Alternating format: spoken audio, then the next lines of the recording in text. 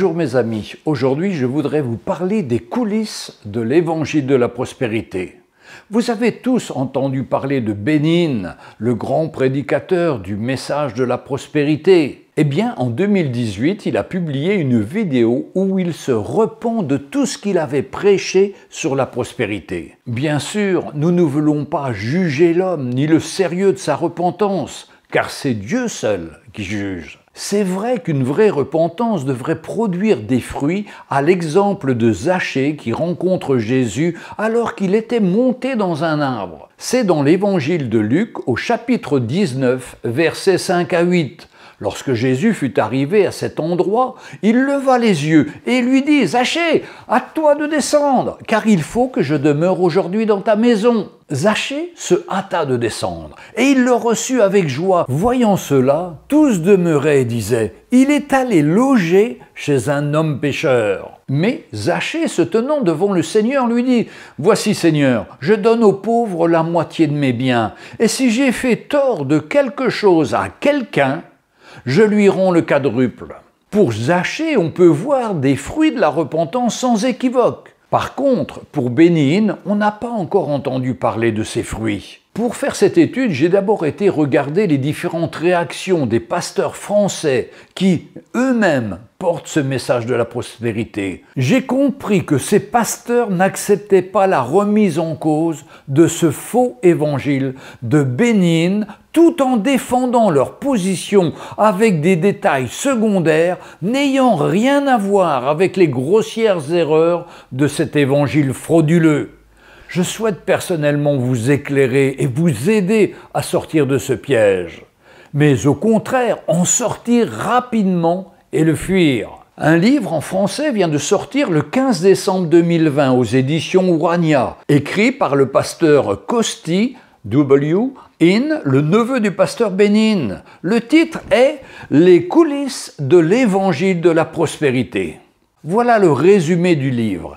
Il roulait en Mercedes, habitait une villa à plusieurs millions de dollars, séjournait dans les hôtels les plus luxueux de la planète et achetait ses vêtements dans les boutiques fréquentées par la jet set. Pourtant, avec le temps, Costi In, neveu de Bénin, a commencé à s'interroger sur la légitimité de ce train de vie, sur le décalage immense qui lui apparaissait au regard des innombrables personnes démunies, de ces foules qui donnaient leur argent pour obtenir la guérison, recevoir une onction. Aujourd'hui, plusieurs années après avoir quitté cet univers, il raconte avec beaucoup d'honnêteté le long cheminement qui a été le sien pour parvenir à y voir clair et revenir au véritable évangile. Un témoignage poignant, enrichissant et des plus instructifs. Je veux vous encourager à vous procurer ce livre, soit en livre dans les librairies chrétiennes comme la CLC, la Maison de la Bible, ou soit en édition numérique comme Kindle. Tout ce que je vais partager est tiré de ce livre, car tout y est déballé, des pièges et de la façon de procéder, jusqu'au moment où ce neveu termine en racontant comment il a trouvé le vrai chemin du service de Dieu. Le mot prospère est bien biblique et il se trouve dans la 3e épître de Jean au chapitre 1 verset 1. Mais l'évangile de la prospérité, c'est vraiment autre chose. C'est un faux évangile qui a pour but de faire croire aux personnes qu'elles vont être guéries à condition de donner leur plus grosse offrande. C'est une manipulation de prédicateurs n'ayant aucun scrupule à voler l'argent des chrétiens en échange d'une soi-disant guérison qui n'arrive que trop rarement. Et quand cette guérison n'arrive pas, eh bien c'est de la faute de la personne qui n'a pas assez de foi. Voici ce que raconte Costi In. Et pendant ce temps, ces prédicateurs se croient au-dessus de tous les autres chrétiens, remplis d'un orgueil sans limite, jusqu'à faire croire et confesser que la famille In était la famille la plus extraordinaire du monde chrétien. Page 45 du livre. Car le drame de cette famille est d'être organisée en une franchise qui s'appelait In. Page 35. Les trois frères de Bénin se sont associés avec lui pour recevoir le même message, qui était une amplification des messages de foi et de guérison de Kathryn Kuhlman, qui vivait de 1907 à 1976, et de Oral Roberts, 1918-2009, qui sont considérés comme les pionniers du message prônant la santé et l'aisance matérielle. Le succès numérique a été rapide face aux foules qui venaient poussées par curiosité ou cherchant désespérément des réponses et aspirant à la guérison physique. C'est comme au temps de Jésus, une foule sans berger qui cherche une réponse. Les origines du mouvement. D'après Costin, l'évangile de la prospérité remonte au courant dit de la nouvelle pensée, New Truth, prônant la guérison mentale et affirmant que si, par la pensée, l'homme peut libérer sa réalité profonde.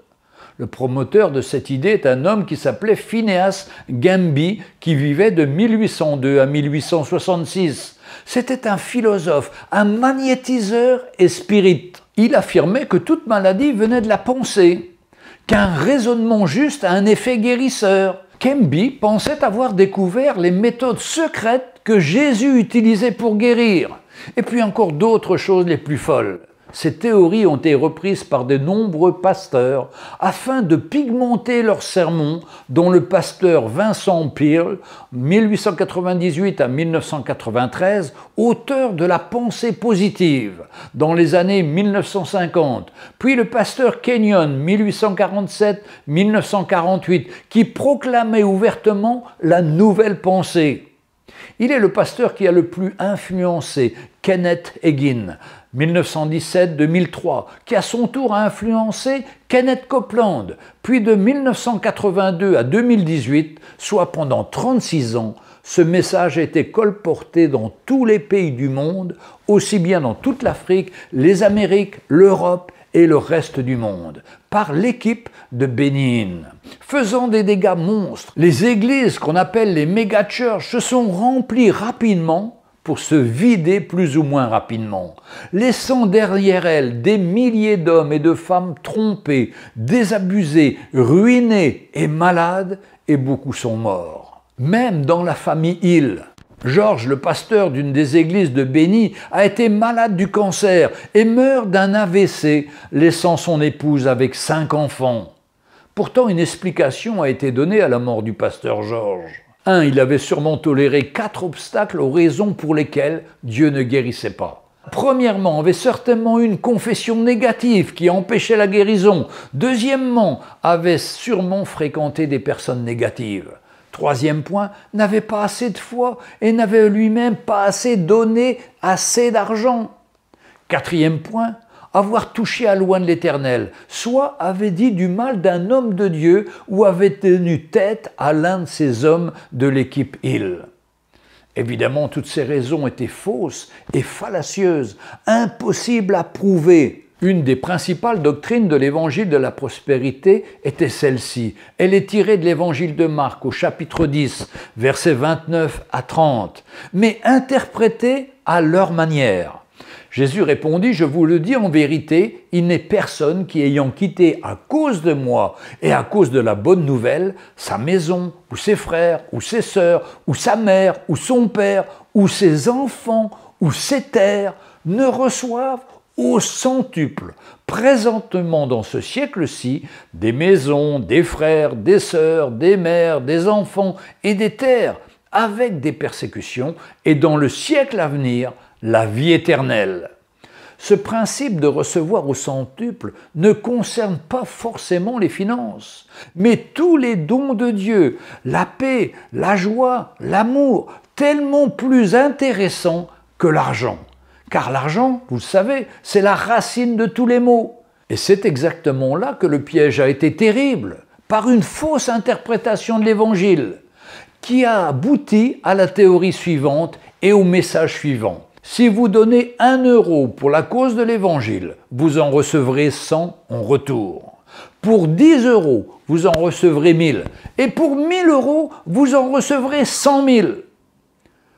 C'est un détournement grossier de la parole de Dieu. Cette parole de l'évangile de Marc a été déformée par le couple Kenneth et Gloria Copeland, milliardaires et prédicateurs de l'évangile de la prospérité autoproclamé, a fait énormément de dégâts.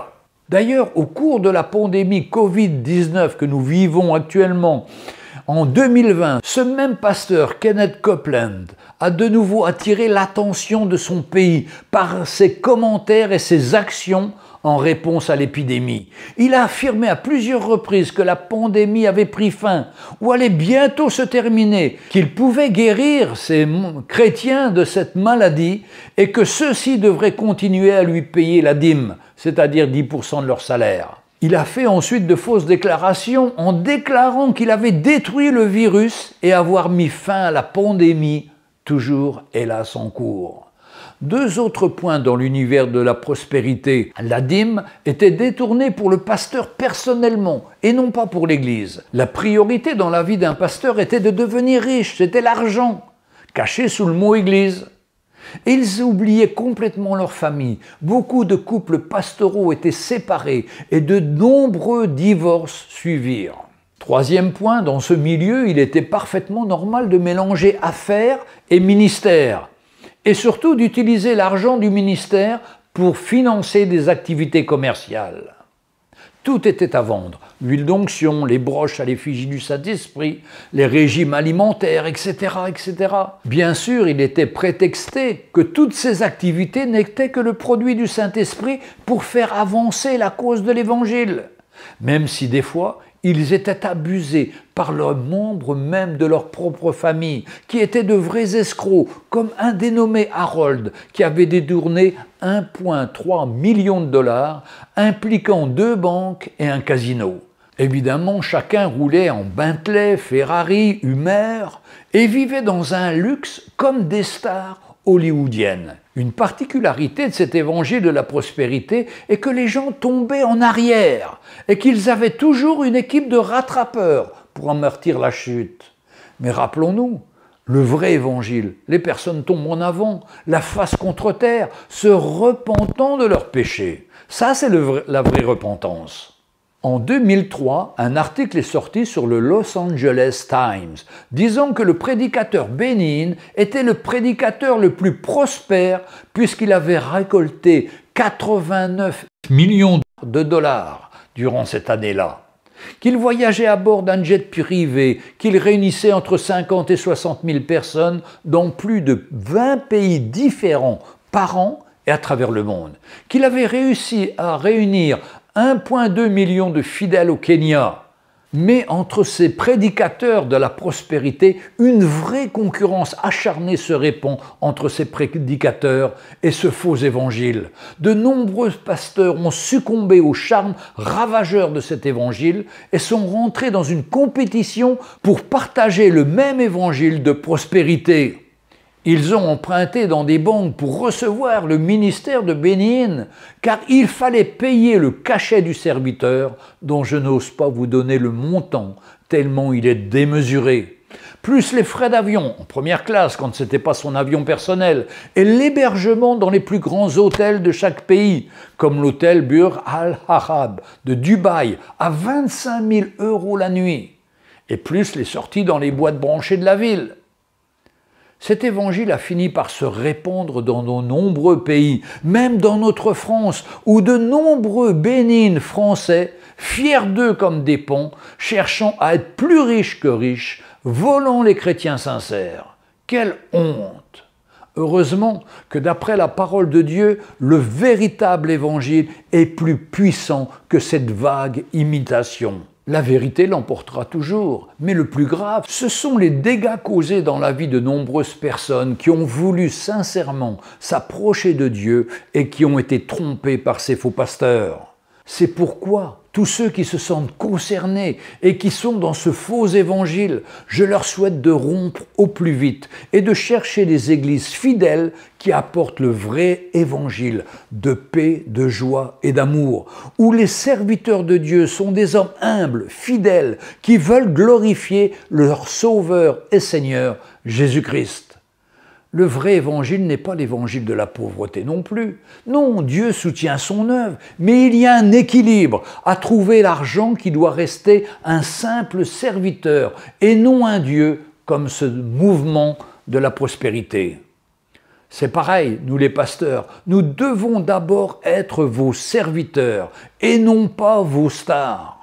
Dans ce livre, il y a de nombreux chapitres très intéressants, comme les raisons du succès apparent de ce mouvement, page 198, jusqu'à la Maison-Blanche, par la conseillère du président Trump, Paula White, qui entendait les anges chanter, annonçant la victoire du président Trump lors des dernières élections.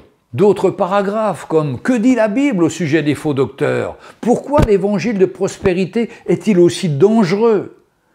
Un autre passage, santé et richesse, un point de vue équilibré, etc., etc. Je vous conseille vivement de vous procurer le livre de ce pasteur neveu de Bénin, dont le témoignage parle de celui qui peut libérer toute âme des liens du mensonge. En conclusion, mes amis, mon but dans tout cela est de montrer qu'à côté de l'erreur, la vérité est toujours plus puissante, car c'est la vérité qui nous rend libres. Sachons nous dégager des pièges dans lesquels nous pourrions être tombés. Le Seigneur Jésus veut nous en faire sortir et mon espoir est que cette année 2021, beaucoup sortent de ce traquenard de l'ennemi. On traverse tous des épreuves, mais Dieu règne et il est capable de nous sortir de tous les pièges dans lesquels nous sommes tombés. Quand une brebis se perd, nous dit l'Évangile, il laisse ses 99 brebis pour aller chercher celle qui était tombée dans un trou, puis la ramène sur ses épaules dans sa bergerie. Et cette brebis ressort plus forte et davantage reconnaissante à son maître. J'ai de l'espérance pour chacun de vous, car nous servons un Dieu lent à la colère et riche en bonté. Que le Seigneur vous relève. Fraternellement en Jésus-Christ, votre pasteur Jean-Louis Gaillard.